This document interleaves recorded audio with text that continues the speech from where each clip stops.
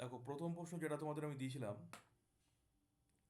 খুবই গুরুত্বপূর্ণ প্রশ্নটা, অ্যাডমিশন টেস্টে আসে প্রতি বছর কোনো না কোনো জায়গায় আসবে। এই এক দিয়ে, এক ভাগ তৃতীয় বন্ধনী, এক দিয়ে অনেকগুলো অঙ্ক আছে, তার মধ্যে এটা একটা। এক যোগ এক ভাগ, ভালো করে দেখবে, দ্বিতীয় বন্ধনী, এক যোগ এক ভাগ প্রথম বন্ধনী, এক যোগ এক ভাগ দুই, প্রথম বন্ধনী শেষ, দ্বিতীয় বন্ধনী শেষ, তৃতীয় বন্ধনী শেষ। এই হলো অঙ্কটা, ভেরি ভেরি ইম্পর্টেন্ট অঙ্ক। প্রতি বছর কোনো না কোনো জায়গায় আসে। জানো, যারা পরীক্ষা দিচ্ছে তারা জানো যে এই অঙ্কটা আসে পরীক্ষায়। ওই অঙ্কটার উত্তরও অনেকের মুখস্থ। যাই হোক, এবার যেটা বলছি ভালো করে দেখো, ভালো করে মন দিয়ে শুনবে। যেটা বলছি ভালো করে মন দিয়ে শোনো। এই অঙ্কের মধ্যে সরলের নিয়ম অনুযায়ী প্রথম বন্ধনীর কাজ আগে। প্রথম বন্ধনীর মধ্যে আছে যোগ আছে আর ভাগ আছে। তাহলে এবার যে প্রশ্নটা করছি তার উত্তর দেবে। এককে কি দুই দিয়ে ভাগ করা যায়?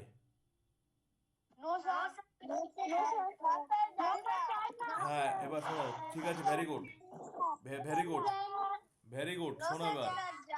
শুনেছি, এবার শোনো এবার। এককে দুই দিয়ে ভাগ করা যায় না, তা আমরা কি নিয়ম জানি? নিয়মটা যারা জানো না খাতা লিখে নেবে। আমরা কি নিয়ম জানি? যদি ভাগ না যায় তাহলে দেখবো সামনে গুণ আছে কিনা। গুণ থাকলে গুণটা করে নেব। শুধু অনলি গুণ আছে কিনা দেখবো, গুণ থাকলে গুণটা করে নেব। কিন্তু যদি গুণ না থাকে, খাতায় লিখে নেবে যারা জানো না। ভাগ না হলে সামনে যদি গুণ থাকে গুণটা করে নিতে হবে। কিন্তু গুণ যদি না থাকে স্যার কি করব? তখন যোগ বিয়োগ থাকলে কি করব? কিচ্ছু করা যাবে না। তখন এটাকে ভগ্নাংশ করে নিতে হবে। এটাকে তখন ভগ্নাংশ করে নিতে হবে। তাহলে এক ভাগ দুই মানে এক বাই দুই। চলো পরের লাইন। ভালো করে মনে রাখতে হবে, এগুলো খাতা লিখে নিতে হবে। যারা জানো না, জানো না, খাতায় লিখবেও না, শিখবেও না। তা লেখাপড়া শিখে মানুষ হবে কবে? কীভাবে হবে? আর পড়াশোনাও করবে না, পড়তে যেন, মানে পড়তে বসলেই কষ্ট, শুধু মোবাইল ফোন দেখতে কষ্ট নেই, শুধু পড়লেই কষ্ট হয়। তাহলে এক যোগ এক ভাগ, তাহলে বড় হবে কি হবে? আর সারা জীবন কষ্ট পাবে। তাহলে লেখাপড়া শেখো ভালো করে, মানুষ যদি হতে চাও তো। এক যোগ এক বাই দুই, এই হয়ে গেল প্রথম বন্ধনী দ্বিতীয় বন্ধনী। এবার দেখো ভালো করে বোঝো, এক যোগ এক বাই দুই। এবার এই ব্যাপারটা একটু ভালো করে বোঝাচ্ছি। তোমরা জানো যদিও, তো ভালো করে বোঝাচ্ছি, ভালো করে দেখো মন দিয়ে। রাফে রাফে বোঝাচ্ছি, দেখো। এক যোগ এক বাই দুই, তোমরা হয়তো এই লাইনটাকে লসগু করে করবে, কেউ পরের লাইনে কীভাবে করবে? স্যার আমরা জানি একের নিচে কিছু নেই, মানে এক আছে। এক আর দুইয়ের লসগু স্যার দুই হবে। দুই এককে দুই, দুইকে এক দিয়ে ভাগ করলে দুই হয়। দুইয়ের সাথে এক গুণ করলে দুই এককে দুই হয়। আবার দুইয়ের সাথে দুই ভাগ করলে এক হয়। একের সাথে এক গুণ করলে এক এককে এক হয়। তাহলে হয়ে গেল স্যার তিন বাই দুই। তোমরা কেউ এইটাকে আরও এখনো দু লাইন করতে পারো, করতে পারো। তাতে অঙ্ক অনেক বড় হবে। এবার যেটা আমি বোঝানোর জন্য রাফে এলাম সেটা কি দেখো, সেটা কি দেখো। এই যে, ভালো করে মনে রাখবে, এক যোগ এক বাই দুই মানে হচ্ছে, মনে রাখবে, এক পূর্ণ একের দুই, বা দুই এককে দুই আর একে যোগ করলে কত হয়? তিন বাই দুই। এটার মানে তুই এটা যোগ করে দেখো, তিন বাই দুই হয়েছে। এটা দেখো তিন বাই দুই হবে। তাহলে কখনো যদি আমরা এরকম যোগ দেখি, তাহলে যোগটাকে আমরা ডাইরেক্ট করে দিতে পারি, দুই এককে দুই, একে তিন, মানে তিন বাই দুই করে দিতে পারি। সেটা বোঝানোর জন্য করলাম। এখন যদি বলো স্যার যদি আমি এটা না করি তাহলে কি নাম্বার পাবো না? বা এটা করলে নাম্বার পাবো তো?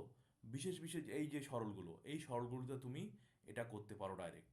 যদি মনে করো স্যার আমি এটা করব, করো, তুমি ছোট ছোট সরলগুলোতে করবে। কিন্তু যে সরল অনেক বড় বড় হচ্ছে, অনেক বড় সরল, সেই সরলগুলোতে তুমি ডাইরেক্ট এখান থেকে এটা করে দিতে পারো। যোগের ক্ষেত্রে, বিয়োগের ক্ষেত্রেও তাই। যদি বিয়োগ হয় তখন কি হবে দেখো, স্যার এটা বোঝাও। দেখো তিন বিয়োগ এক বাই দুই, ভালো করে দেখো। তা লসগু কত? আমরা কি জানি? লসগু দুই হবে। দুই এককে দুই, আর এই তিন ও তিন, তিন দুয়ে ছয় হলো, ছয় বিয়োগ এই যে দুই এককে দুই এক হলো, এক এককে এক এই যে, তাহলে কত হলো? পাঁচ বাই দুই। এই হলো, ঠিক। এটা হলো। আর তুমি যদি মনে করো না স্যার আমি এটা করব না, আমি এটাকে ডাইরেক্ট করব, কীভাবে ডাইরেক্ট করবে? তখন হিসেব করো, দেখো তিন আর দুই গুণ করলে কত হয়? ছয় হয়, এই দেখো ছয়, ঠিক। আর এখানে দুই আছে, দুই থাকার জন্য কিছু হবে না, এক। এই যে লসগু কত? দুই। তাহলে দেখো পাঁচ বাই দুই এই যে। তাহলে এটা ডাইরেক্ট করাটাও আমাদের শিখতে হবে, বিভিন্ন জায়গায় কাজে লাগবে। আমরা বিয়োগ করাও যেমন শিখবো, ডাইরেক্ট করাও শিখবো। বোঝা গেছে না যায়নি?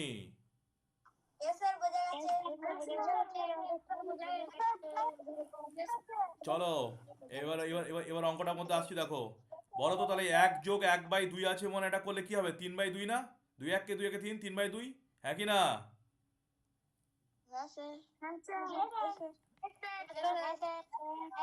হ্যাঁ, ভেরি গুড। তাহলে দেখো পরের লাইনে আসছি, ভালো করে দেখো পরের লাইন।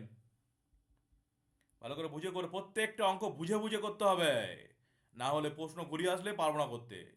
বুঝে বুঝে যা পড়ো, বুঝে বুঝে। মুখস্থ বিদ্যা জ্ঞান অর্জন মাধ্যম হতে পারে না। তোমাকে জ্ঞান অর্জন করতে হবে ও তোমাকে ভালো করে শিখতে হবে। তাহলে অজানা অঙ্ক আসলে, অজানা কিছু আসলে নিজে থেকে করতে পারবে, জ্ঞানের বিকাশ হবে। বুঝে বুঝে করো বাবু, বুঝে বুঝে করো, বারবার বলি। তাহলে হলো, এটা করলে কি হবে? 2 1 কে 2 3, 3-2। ভালো করে দেখো, এটা হয়ে যাবে 3-2। 3-2 হয়ে গেল। প্রথম বন্ধনী কাটছে, দ্বিতীয় বন্ধনী, তৃতীয় বন্ধনী। ভালো করে দেখো পরের লাইন। এক ভাগ, তৃতীয় বন্ধনী শুরু হচ্ছে, 1+1 ভাগ, দ্বিতীয় বন্ধনী শুরু হচ্ছে, 1 ভাগ থাকলে গুণ হয়ে উল্টে যায়। তাহলে 1 গুণ 2/3। এখানে আবার ডাইরেক্ট করতে যেও না, সব ডাইরেক্ট করলে নাম্বারও ডাইরেক্ট পাবে।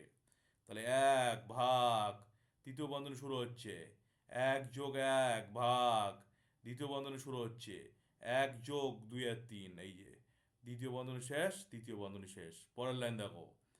1 ভাগ, তৃতীয় বন্ধনী শুরু হচ্ছে, 1+1 ভাগ, সেই একই কথা, 3 1 কে 3 আর 2 যোগ করলে কত? 5-3। সেই একই লাইনে আমরা করলাম, 5-3 হয়ে গেল। এই যে বোঝা গেছে না যায়নি? 1 ভাগ, তৃতীয় বন্ধনী শুরু হলো, 1+1 গুণ 3/5, তৃতীয় বন্ধনী শুরু হলো, থামো এবার। 1 ভাগ, তৃতীয় বন্ধনী শুরু হচ্ছে, প্রত্যেকটা লাইন মিলতে হবে। 1+3/5। এই যে 1 ভাগ, আবার এটা করলে কি হয়? 5 1 কে 5 আর 3 যোগ করলে 8/5। 8/5, ঠিক আছে? তাহলে 1 গুণ 5/8, তাহলে উত্তর হবে 5-8। লিখতে হবে নির্ণেয়। উত্তর না লিখলে হাফ নাম্বার কাটা যাবে। প্রত্যেক ছেলে মেয়ে উত্তর লিখবে, নির্ণেয় সরল ফল বা সরল ফল লিখতে পারো।